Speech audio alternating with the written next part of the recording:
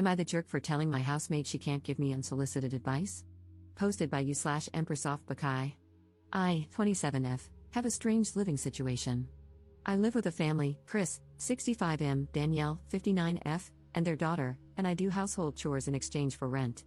I've lived here for 19 months, and it's mostly smooth sailing. I work full-time and am applying to law school. Danielle has some issues with boundaries. She doesn't understand why she can't enter my room without permission, for example, and I know it's both due to age differences and the fact that they allow me to live in their house for free. I have to be very careful when enforcing boundaries. Yesterday, I made dinner for everyone after a full day of chores. Around 10 p.m., as I was finishing the dishes, Danielle told me I needed to steam clean the carpet in the living room because the cats had peed all over it.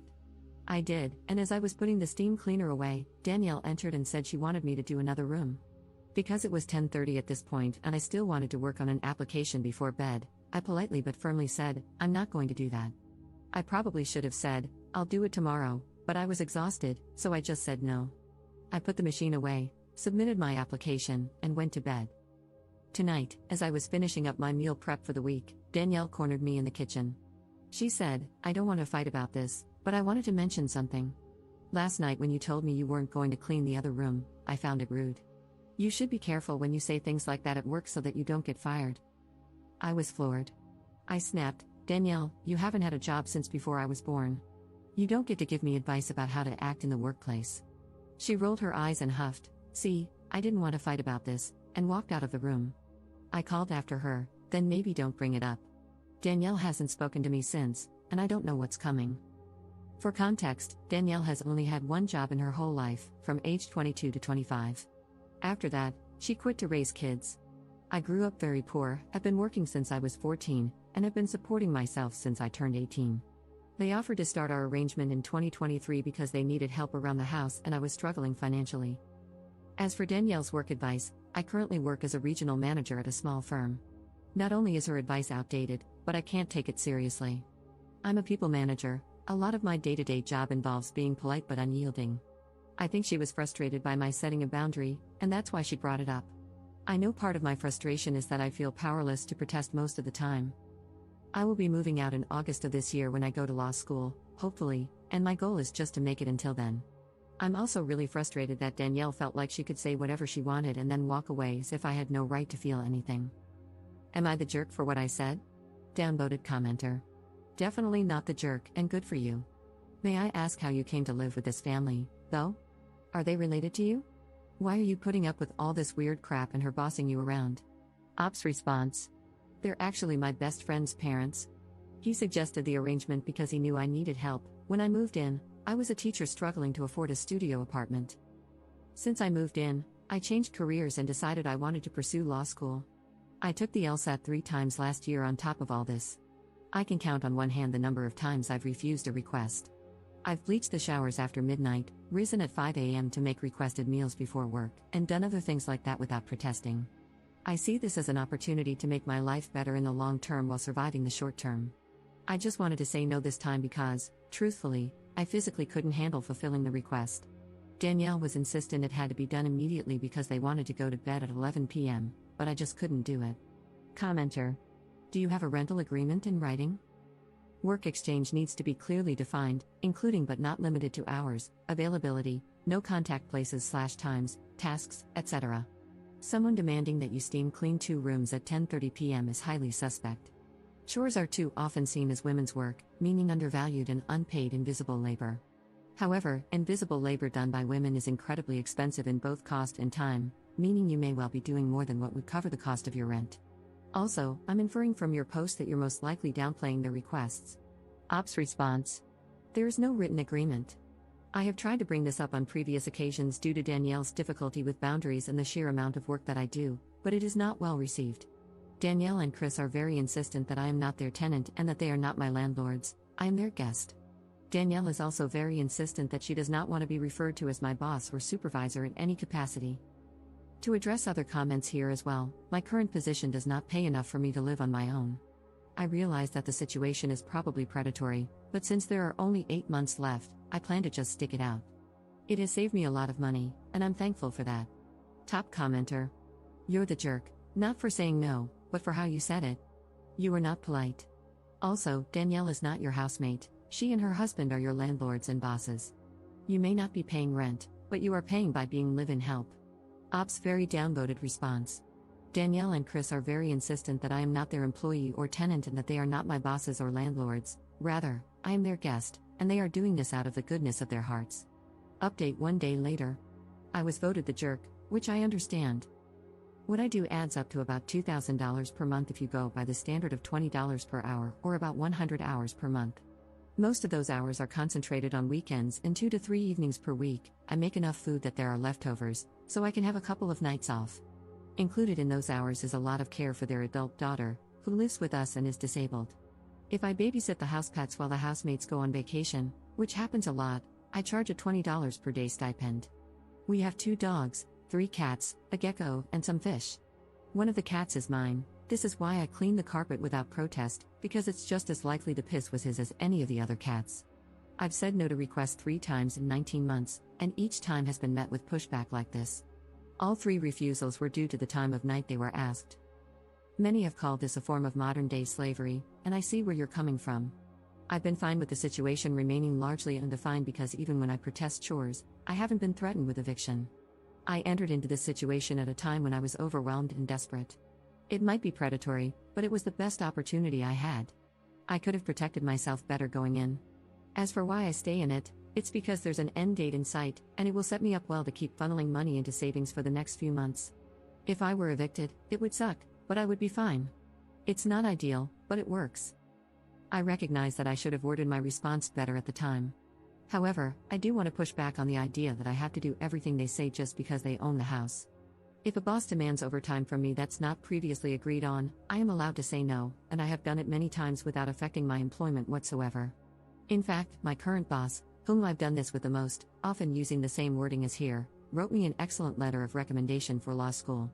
Times have changed since the 1980s, and saying no to unreasonable demands is becoming more and more acceptable. What she meant when she said, "You should be careful when you say things like that at work," was that I shouldn't be assertive at all in a situation where I am a subordinate, which I very much think is outdated advice. I was not invalidating the difficult work of raising a family that Danielle did.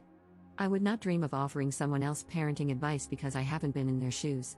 Hypothetically, if the last time I had raised a child was 30 years ago, I also wouldn't give advice on raising a kid in the iPad generation. Danielle should not be doing the same to me about work. She is not my professional boss. She has never worked in my field. She knows that she is not my landlady either. If she were, there would be a whole lot of rules she would need to respect that she doesn't want to, such as entering my room without notice. Again, because I am getting some benefit from the situation, I don't and won't threaten legal action here, as I have enough documentation to protect myself. In addition, Chris, Danielle, and I all have personal stakes in making this work. We have a ton of mutual friends, one of whom is their son and my best friend. Danielle and Chris have some chronic illnesses that make housework hard for them, so they are also getting a lot out of this situation. I plan to apologize and smooth things over. I will follow much of the advice mentioned here about protecting myself better moving forward. Perhaps naively, I hope this will end well. Danielle and I actually get along very well most of the time. We don't hate each other by any means, and we both ultimately want to see the other happy. That's why this has worked for so long. To everyone who says that this situation proves I don't have what it takes to be a lawyer, don't worry, you will probably never be my client. Second update 2 days later. First, as an aside, many of the comments here missed the point. Danielle was not angry with me for refusing to do an additional chore at 10:30 p.m. That was not the issue.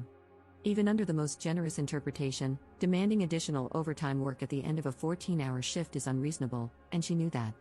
During our follow-up discussion, she added a detail I had completely forgotten. The second room in question has a large potted fiddle-leaf fig tree, and in order to steam clean the additional room, the tree needs to be moved. Neither she nor I were able to move it after multiple attempts, so at that point, I said, until Chris and I can figure out a way to move this, the steam cleaning will have to wait. I know you want it done tonight, but I will not be doing that. This was very important context that I missed when I was angry. The real issue was the exchange the next day. Regarding how I responded when she confronted me about my wording, I now understand that I was absolutely the jerk. As one of my close friends put it, those are inside thoughts. My comments about her work history were also unnecessary and irrelevant. Last night, I approached Danielle and opened the conversation with a profuse apology, no qualifiers, no protests, just a sincere acknowledgement that I was rude during our kitchen conversation and needed to apologize. In turn, she immediately apologized for her incredibly poor approach to the follow-up conversation and for cornering me in the kitchen while I was otherwise occupied, instead of meeting with me at a more neutral time. Chris then joined us, and we had an extensive conversation.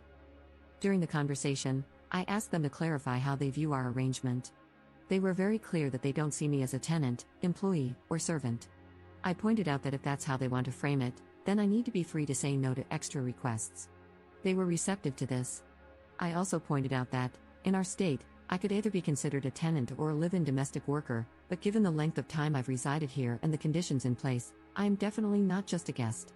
They were offended that I see our relationship as fundamentally transactional, which I found kind of funny because, while they have the freedom to frame it in their minds as we're helping this person out, and she's helping us out, it's wise for me to view it differently. I do have obligations to them, and my life carries significantly larger implications should this arrangement not work out. In the end, they agreed that because they aren't landlords and I am not their employee, in their minds, I should have more freedom than I have been given. Chris and Danielle have chronic illnesses that make most of the work I do very difficult for them, including a lot of the care I provide for their adult daughter who lives with us. We then outlined, again, exactly what my responsibilities are, and what they are not. To my surprise, they also apologized for previous invasions of privacy and agreed to install a lock on my room door. It is an interior lock only, so I can't lock it when I'm gone, but I'm fine with the progress. I was never threatened with eviction or anything like that. People can be emotionally mature enough to talk through issues instead of immediately pulling a metaphorical trigger, which is what happened here. After the conversation, I typed out a long email detailing the terms of my living arrangement as it currently stands and had them confirm it in reply. While it's not an official lease, it's a written agreement outlining responsibilities that all parties have agreed to. We also agreed that my monthly hours would be reduced to 80 instead of the roughly 100 I have been working. If the value of that is calculated based on the federal minimum wage, it amounts to $580 every 4 weeks, which is more than most rooms for rent cost in our area. Of course, the labor I provide is somewhat skilled and has a market value of at least double, but I use the federal minimum wage for the sake of argument. I also established that the latest I would be available for housework is 9:30 p.m., except in emergencies. If a task absolutely requires going past that time, I will be taking that time back on a different day.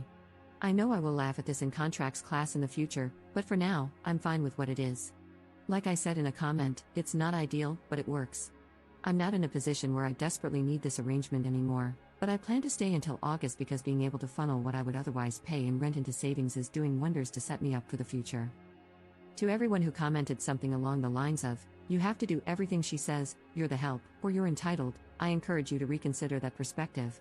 Employees, household help, and anyone in a subordinate position are still individuals who deserve basic respect for their space, their time, and their person.